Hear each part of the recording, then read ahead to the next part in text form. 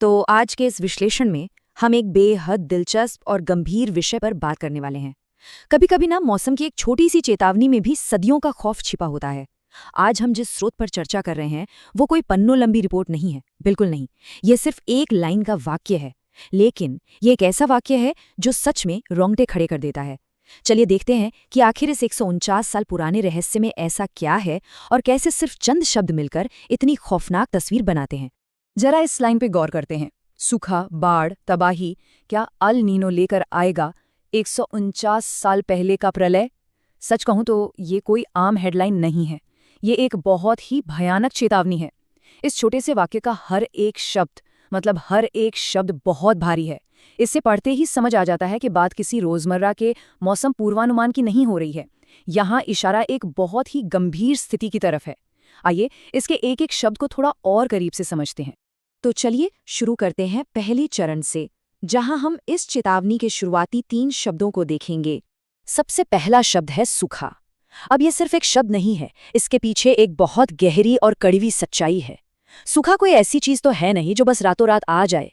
ये एक बहुत ही खामोश सी शुरुआत होती है। आसमान से बारिशें एकदम गायब, जमीन फटने लगती है और देखते ही देखते फसलें पूरी तरह बर्बाद हो जाती हैं। कह सकते हैं कि ये इस खौफनाक चेतावनी का पहला और सबसे धीमा वार है जो धीरे धीरे अपना असली रंग दिखाता है। और फिर एकदम से हालात पलट जाते हैं। स्रोत सीधे दूसरे शब्द की ओर मुड़ता है, बाढ़। मतलब सोचिए, प्रकृति का मिजाज कितनी तेजी से बदल सकता है। एक तरफ जहां पानी की एक एक बूंद के लिए तरसना पड़ रहा था, वहीं दूसरी तरफ अचानक से इतना पानी कि सब कुछ बह जाए। सूखे के तुरंत बाद बाढ़ का जिक्र। ये साफ दिखाता है कि जब मौसम चरम पर होता है ना, तो कोई संतुलन नहीं बचता। ये एक छोर से दूसरे छोर तक का सीधा और भयानक सफर है। और जब ये दोनों स्थितियां एक के बाद एक आती हैं, तो आखिर में क्या बचता है? तबाही। ये इन दोनों का अंतिम और तय परिणाम है। स्रोत ने जानबूझकर इस शब्द का इस्तेमाल करके एक क्लाइमैक्स तैयार किया है। ये बिल्कुल साफ कर देता है कि बात सिर्फ थोड़े खराब मौसम या रोजमर्रा की परेशानी की नहीं हो रही है, बल्कि हम यहाँ सीधे तौर पर जान और माल के पूरी तरह खत्म होने की बात कर रहे हैं। अब बढ़ते हैं दूसरे चरण की तरफ, उत्प्रेरक। आखिर इस विनाश के पीछे मुख्य कारण क्या बताया गया है? और वो नाम है अल नीनो। स्रोत के मुताबिक यही वो मुख्य मौसमी फैक्टर है जो इस तबाही का ट्रिगर बन सकता है। अब अल नीनो कोई नया शब्द तो है नहीं, हम सबने इसके बारे में सुना है, लेकिन यहाँ इसे किसी आम घटना की तरह नहीं बताया गया है। इसे एक भयानक उत्प्रेरक की तरह पेश किया गया है। समंदर का तापमान बढ़ाकर ये पूरी दुनिया के मौसम का मिजाज बिगाड़ सकता है।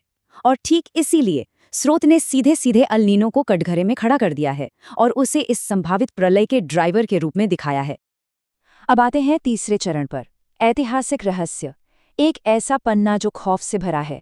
इस पूरी चेतावनी का जो सबसे रहस्यमयी हिस्सा है ना, वो है ये नंबर 149। ध्यान देने वाली बात यह है कि स्रोत ने कुछ साल पहले या 100 साल पहले जैसी गोलमोल बात बिल्कुल नहीं की है। उसने एकदम सटीक आंकड़ा दिया है, 149 साल। और सच कहूं तो ये सटीकता ही सबसे ज्यादा ध्यान खींचती है। दिमाग में तुरंत ये सवाल आता है कि आखिर उस खास साल में ऐसा क्या हुआ था जिसका खौफ आज इतने सालों बाद भी जिंदा है। और ये नंबर सीधा जाकर जुड़ता है एक बहुत ही डरावनी बात से, 149 साल पहले का प्रलय। जरा शब्दों पर गौर कीजिए। स्रोत किसी छोटी मोटी घटना की बात नहीं कर रहा है, उसने सीधे प्रलय शब्द का इस्तेमाल किया है। प्रलय का मतलब ही है महाविनाश, सब कुछ खत्म हो जाना। साफ है कि ठीक 149 साल पहले कुछ ऐसा भयानक देखा गया था जिसे कोई भूल नहीं पाया है। और अब वही पुराना डर फिर से लौट कर आ रहा है। क्या वो प्रलय फिर से लौटेगा? ये अभी भी एक अनसुलझा सवाल है। सूखा, बाढ़, तबाही और अल नीनो, ये पूरा विश्लेषण लौटकर स्रोत के उसी सटीक और खौफनाक सवाल पर आ टिकता है। क्या अल नीनो लेकर आएगा 1449 साल पहले का प्रलय? सच कहूं तो ये सिर्फ एक सवाल नहीं है, ये एक गूंज है। एक ऐसा सवाल जिसका जवाब अभी भविष्य के ही हाथों में है। क्या इतिहास सच में खुद को उसी भयानक रूप में दोहराने जा रहा है? आज के इस स्रोत आधारित विश्लेषण को देखने के बाद बस यही ख्याल आता है कि प्रकृति की उस असीम ताकत के सामने हम सब कितने बेबस हैं। इस विश्लेषण का हिस्सा बनने के लिए बहुत बहुत धन्यवाद।